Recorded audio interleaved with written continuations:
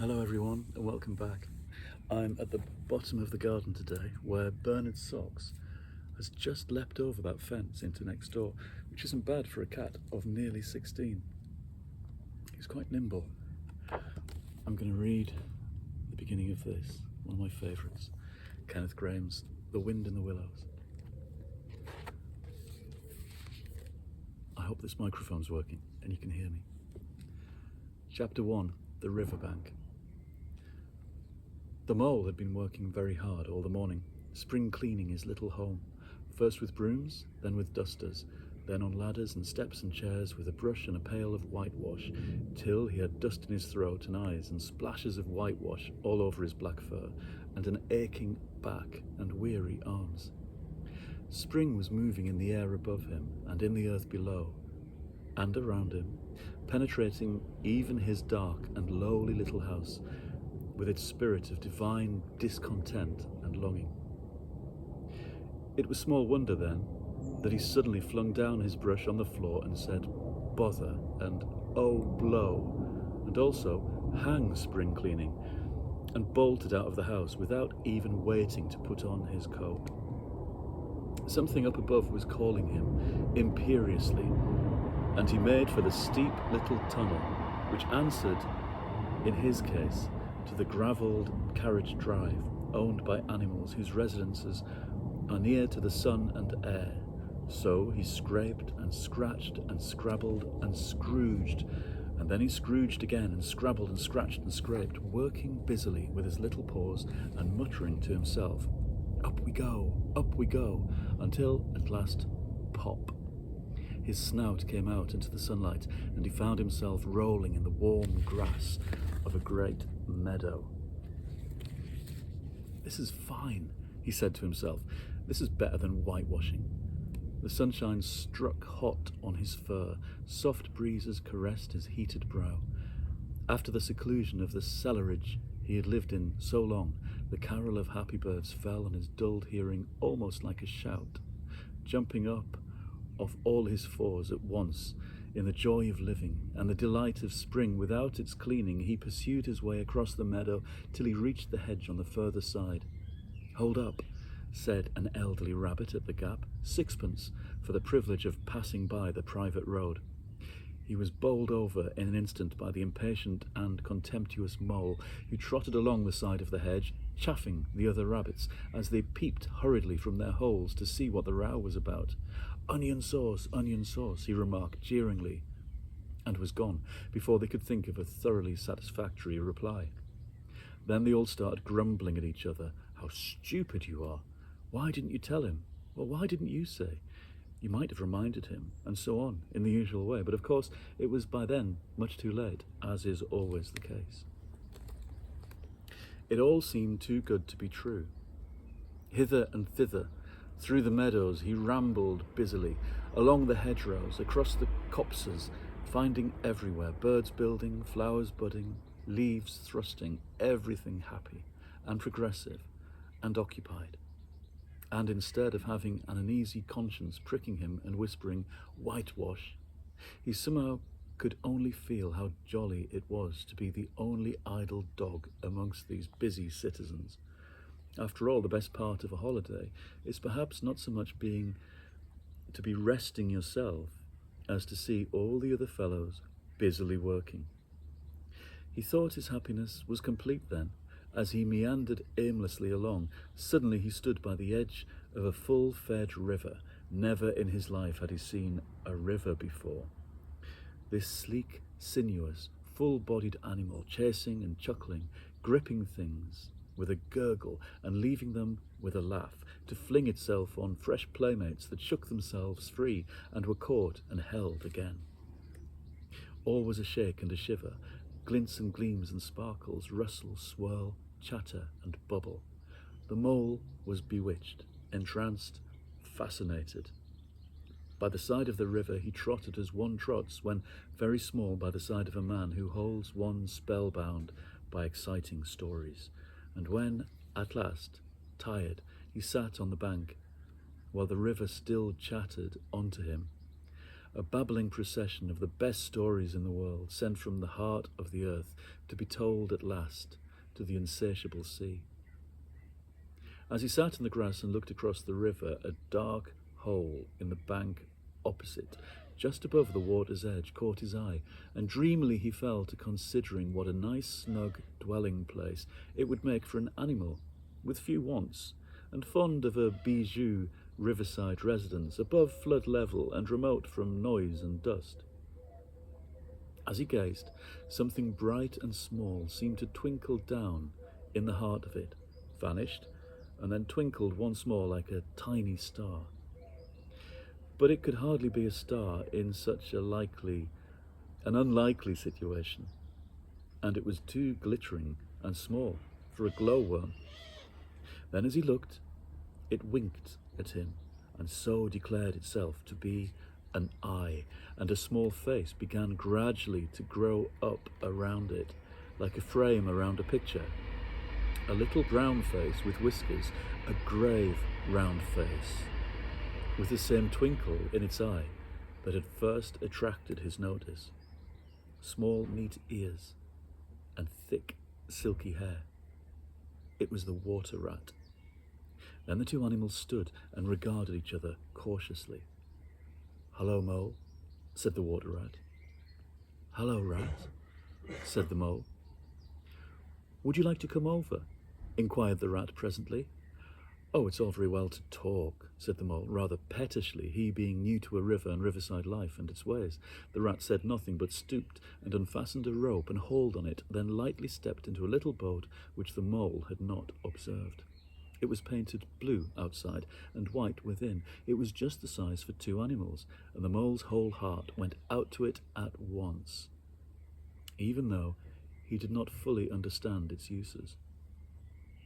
The rat sculled smartly across and made fast. Then he held up his forepaw as the Mole stepped gingerly down. "Lean on that," he said. "Now then, step lively." And the Mole, to his surprise and rapture, found himself actually seated in the stern of a real boat. "This has been a wonderful day," he said, as the rat shoved off and took to the sculls again. "Do you know, I've never been in a boat before in all my life." "What?" cried the rat, open-mouthed. "Never been in a... You never... Well, what have you been doing then?" "Is it so nice as all that?"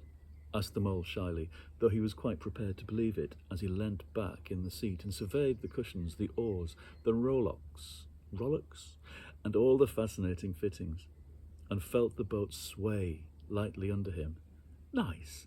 It's the only thing," said the water rat solemnly, as he leaned forward for his stroke.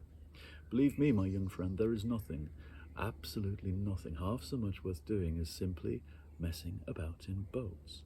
Simply messing," he went on dreamily, "messing about in boats. Messing. Look ahead, Rat," cried the Mole suddenly. It was too late. The boat struck the bank full tilt. The dreamer, the joyous oarsman, lay on his back at the bottom of the boat, his heels in the air. "About in boats or with boats?" the rat went on composedly, picking himself up with a pleasant laugh. "In or out of them, it doesn't matter. Nothing seems really to matter. That's the charm of it. Whether you get away or whether you don't, whether you arrive at your destination or whether you reach somewhere else, or whether you never get anywhere at all, you're always busy, and you never do anything in particular. And when you've done it, there's always something else to do.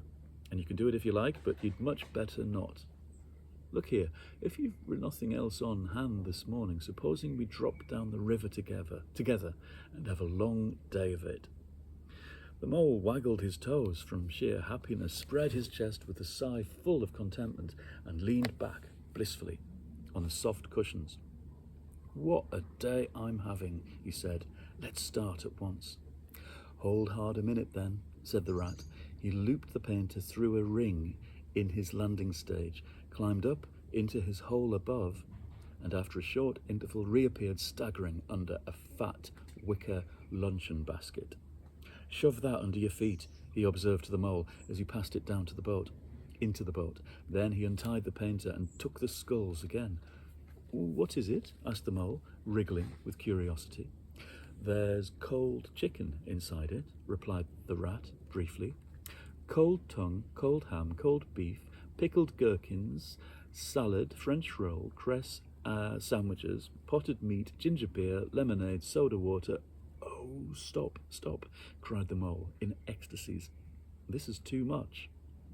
Do you really think so? Inquired the rat seriously. It's only what I always take on these little excursions, and the other animals are always telling me that I'm a mean beast and cut it very fine. The mole never heard a word he was saying, absorbed in the new life he was entering upon, intoxicated with the sparkle, the ripple, the scents and the sounds, and the sunlight. He trailed a paw in the water and dreamed long waking dreams. The water rat, like the good little fellow he was, sculled steadily on and forbore to disturb him. I like your clothes awfully, old chap, he remarked after some half hour or so had passed. I'm going to get a black velvet smoking suit for myself some day, as soon as I can afford it. I beg your pardon, said the mole, pulling himself together with an effort. You must think me very rude, but all this is new to me. So this is a river. The river, corrected the rat. And you really live by a river? What a jolly life. By it and with it and on it and in it, said the rat. It's brother and sister to me, and aunts and company and food and drink and naturally washing. It's my world and I don't want any other. What it hasn't got is not worth having, and what it doesn't know is not worth knowing. Lord, the times we've had, whether in winter or summer, spring or autumn, it's always got its fun and excitements. When the floods are on in February and my cellars and basements are brimming with drink that's no good to me, and the brown water runs by my best bedroom window, or again when it all drops away and shows patches of mud that smell like plum cake, and the rushes and weed clog the channels, and I can potter about dry shod over most of the bed of it and find fresh food to eat, and things careless people have dropped out of boats. But isn't it a bit dull at times? The mole ventured to ask. Just you and the river, and no one else to pass a word with? No one else to... Well, I mustn't be too hard on you, said the rat with forbearance. You're new to it, and of course you don't know. The bank is so crowded nowadays that many people are moving away altogether. Oh no, it isn't what it used to be at all. Otters, kingfishers, dabchicks, moorhens, all of them about all day long and always wanting you to do something, as if a fellow had no business of his own to attend to. What lies over there? Asked the mole, waving a paw towards a background of woodland. That darkly framed the water meadows on one side of the river. That?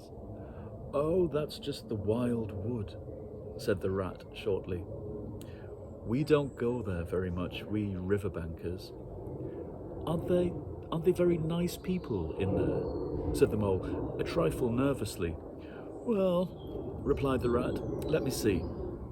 Squirrels are all right, and the rabbits, some of them, but rabbits are a mixed lot. Then there's Badger, of course. He lives right in the heart of it. Wouldn't live anywhere else either if you paid him to do it. Dear old Badger, nothing interferes with him. They'd better not, he added significantly. Well, who should interfere with him? Asked the mole. Well, of course there are others, explained Rat in a hesitating sort of way.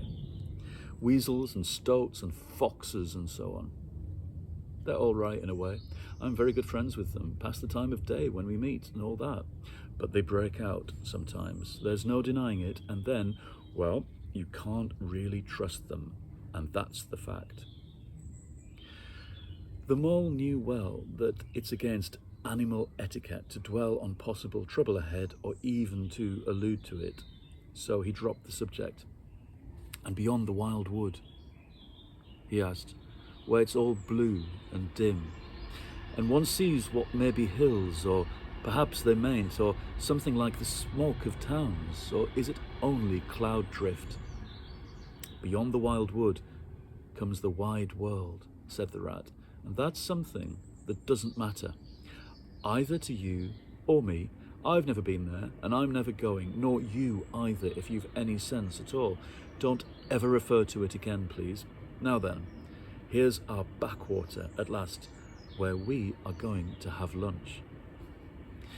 Leaving the main stream, they now passed into what seemed at first like a little landlocked lake. Green turf sloped down to either edge. Brown snaky tree roots gleamed below the surface of the quiet water, while ahead of them the silvery shoulder and foamy tumble of a weir, arm in arm with a restless dripping mill wheel that held up in its turn a grey gabled mill house, filled the air with a soothing murmur of sound, dull and smothery, yet with little clear voices speaking up cheerfully out of it at intervals.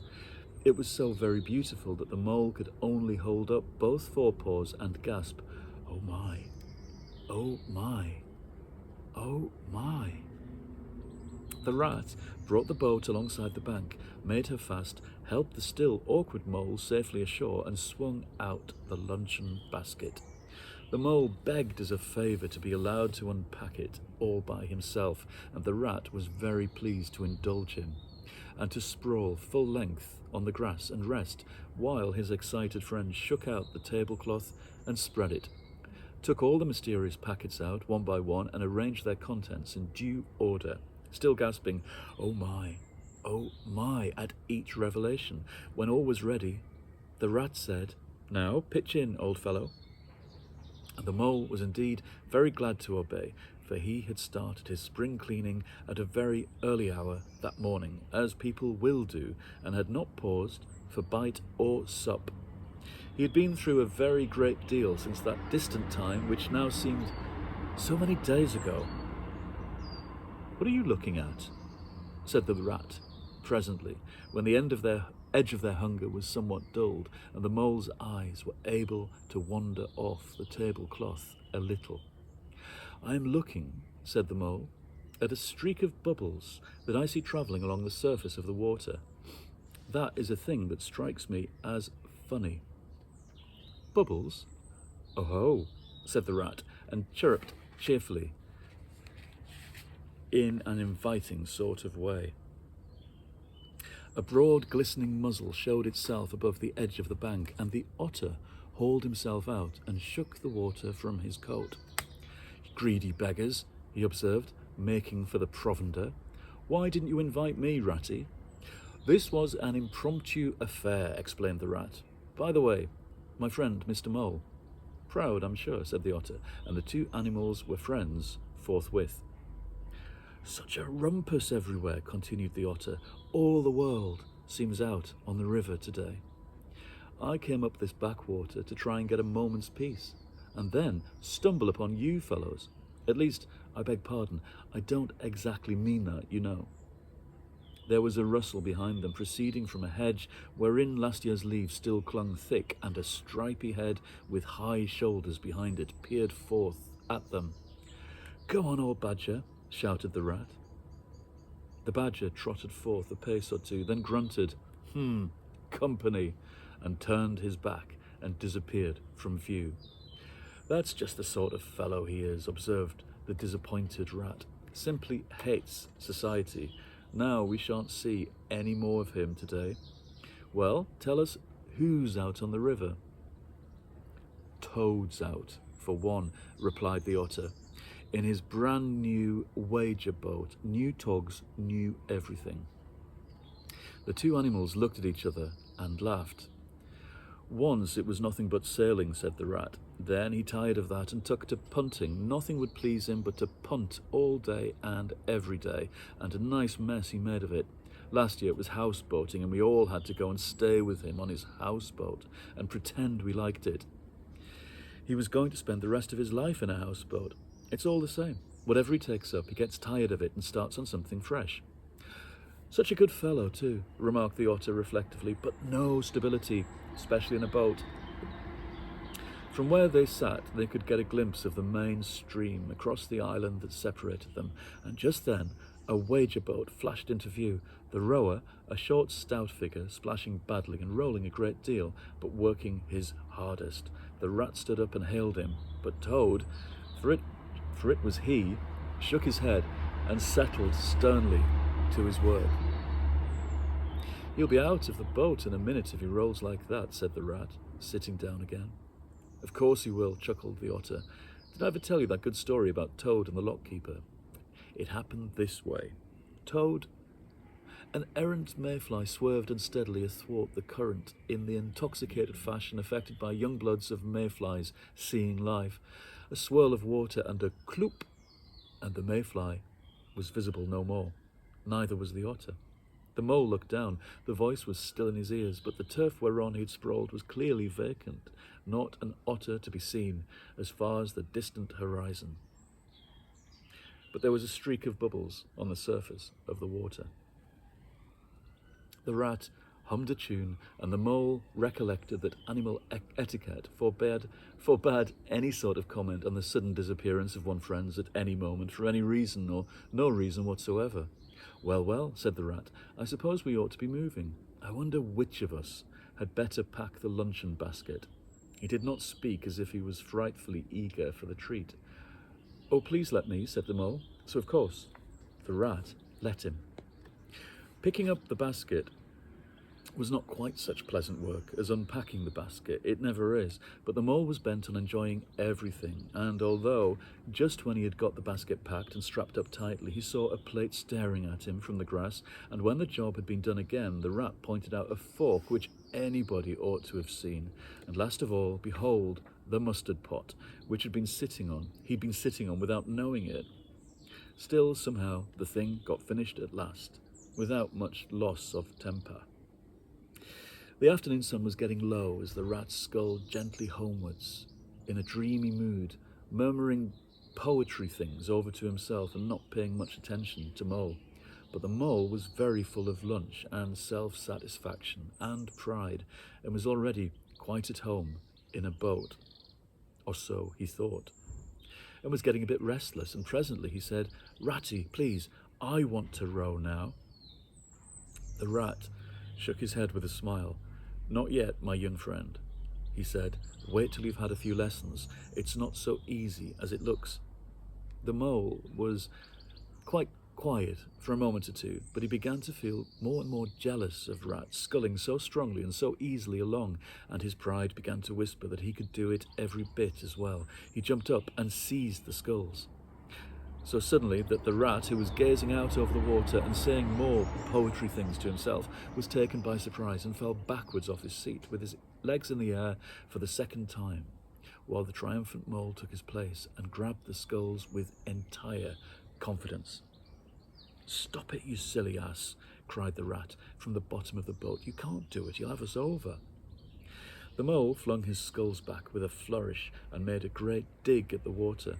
He missed the surface altogether. His legs flew up over his head and he found himself lying on top of the prostrate rat.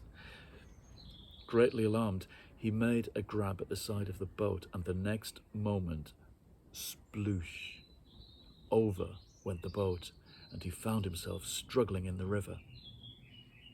Oh my, how cold the water was, and oh, how very wet it felt. How it sang in his ears as he went down, down, down. How bright and welcome the sun looked as he rose to the surface, coughing and spluttering. How black was his despair when he felt himself sinking again. Then a firm paw gripped him by the back of his neck. It was the rat, and he was evidently laughing. The mole could feel him laughing right down his arm and through his paw, and so into his, the mole's, neck. The rat got hold of a skull and shoved it under the mole's arm, and then he did the same by the other side of him, and swimming behind him propelled the helpless animal to shore, hauled him out and set him down on the bank, a squashy, pulpy lump of misery. When the rat had rubbed him down a bit and wrung some of the wet out of him, he said, "Now then, old fellow, trot up and down the towing path, as hard as you can, till you're warm and dry again, while I dive for the luncheon basket." So the dismal mole, wet without and ashamed within, trotted about till he was fairly dry, and the rat plunged into the water again, recovered the boat, righted her, and made her fast, fetched his floating property to shore by degrees, and finally, successfully, dived for the luncheon basket and struggled to land with it. When all was ready for a start once more, the limp mole dejectedly took his seat in the stern of the boat, and as they set off, he said in a low voice, broken with emotion, "Ratty, my generous friend, I'm very sorry indeed for my foolish and ungrateful conduct. My heart quite fails me when I think how I might have lost that beautiful luncheon basket. Indeed, I've been a complete ass, and I know it. Will you overlook this once and forgive me, and let things go on as before?" "That's all right, bless you," responded the rat cheerily. "What's a little wet to a water rat? I'm in the water more than out of it most days. Don't you think any more about it, and look here, I really think you better come and stop with me for a little time. It's plain and rough. You know, it's not like Toad's house at all, but you haven't seen that yet. Still, I can make you comfortable, and I'll teach you to row and to swim, and you'll be as handy on the water as any of us." The mole was so touched by his kind manner of speaking that he could find no voice to answer him, and he had to brush away a tear or two with the back of his paw. But the rat kindly looked in another direction, and presently the mole's spirits revived again, and he was even able to give some straight back talk to a couple of moorhens who were sniggering to each other about his bedraggled appearance. I shall stop there and see you again soon in the next episode of this.